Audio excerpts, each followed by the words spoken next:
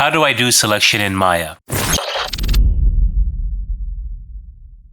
First, let's create some objects. So let's go to create polygon. Let's do a sphere.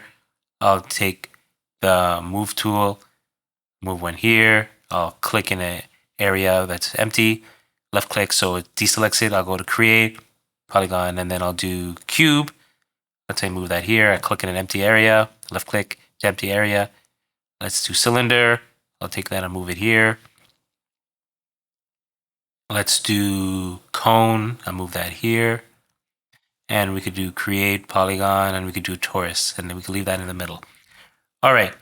So if you want to select, you could use the select tool over here on the toolbar. If you don't see the toolbar, you can go to window, UI elements and have the toolbox selected there, or you could press the spacebar, left click in an empty area on the right side and then choose toolbox to make sure it's on if you don't see it.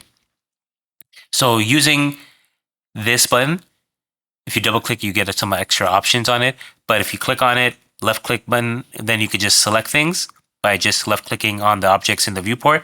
You could also select that tool by pressing Q. And if you have W, that will select the move tool. If you press the W key, if you press E, it would be the rotate key. So Q will go to the select key like this. You could also drag, left click and hold, and then dragging will be a bounding box. Anything within the bounding box will get selected.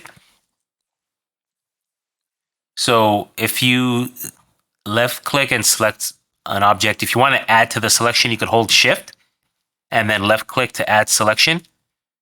But notice shift modifier, the modifier key shift, when you hold it, it actually is a toggle.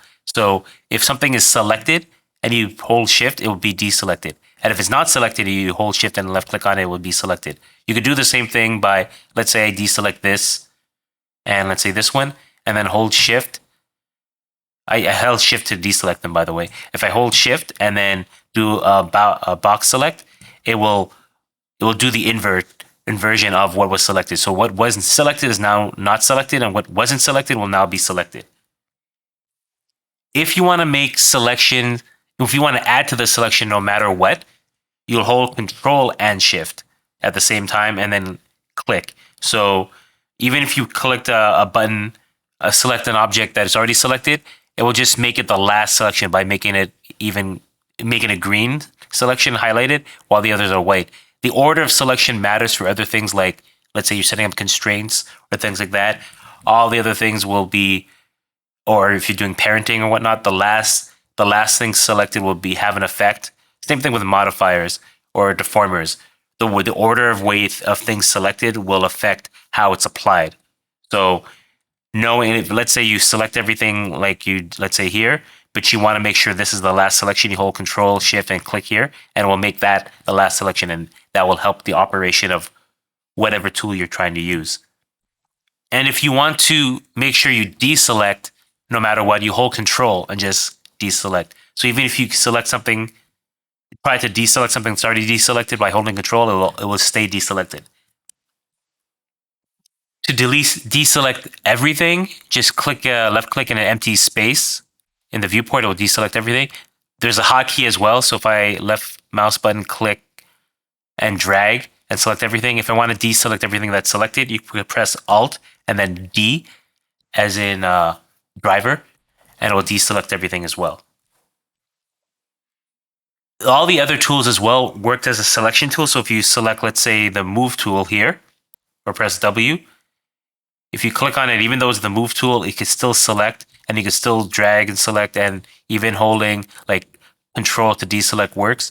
One reason why you would want to use the select tool is that you don't want to accidentally try to select something, let's say this, and you actually accidentally select the gizmo or the move tool and actually move something or rotate something. If you press the plus or the minus, it changes the size of the tool, so sometimes you might accidentally move it. But if you press Q and use the select tool, you don't have that option to accidentally move or rotate or scale something. So that's one advantage of actually using the select tool. But if you don't want to leave your current tool, you could actually still select with like the move or the rotate. And the modifiers like the shift and the control and Control and Shift combined, it still works the same way. There's also on here the lasso tool here. If you click on that, and you could go and make very like intricate selections by you drawing in the viewport. If you have like certain, if you want to, if the box select can't select exactly what you want, you could use the lasso select. And using Shift and Control works the same way as well. There's also the paint select tool. I'll go back to this tool first. I'll press Alt D to deselect everything, or just click at an empty area. Now, how the paint select tool works, if you select an object and then you go to paint select, notice up here, right now we're in object mode, and this is component mode. Component mode means you're selecting the vertices, the edges, or the faces of your object, or the components of your object. If your NURBS is like the CVs and whatnot. So if I go to paint here, paint select, it automatically goes into component mode. And now I could paint. Right now it's in vertex or point components, which is vertex, vertices.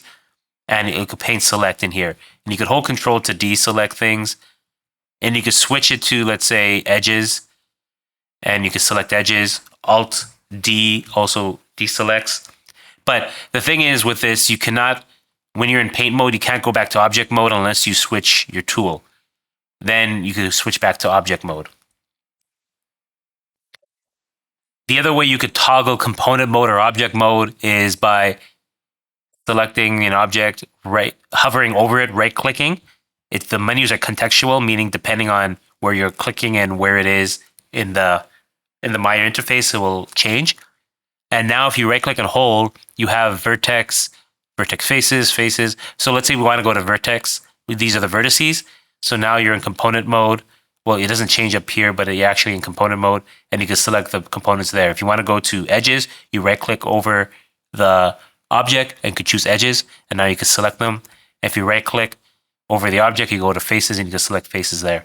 And if some parts of this felt a little too fast, or you're not quite confident using the tools just yet, that's totally okay. The 3D Character Accelerator was made to fix that problem fast. If you're a complete beginner, we walk you through everything step by step, so you can create portfolio-ready 3D character models in just 14 days, even if you've never used Blender before. If you're already a bit more experienced, this program will help you sharpen your workflow, learn faster ways to sculpt and render, and create characters that actually stand out online. You'll find the link in the description. Check it out, see if it's a good fit, and decide from there. Thanks again for watching. Hope you learned something new, and I'll see you in the next one. If you found this helpful, give it a like, drop a comment to share your thoughts, and don't forget to subscribe. Enable notifications to stay updated on future videos.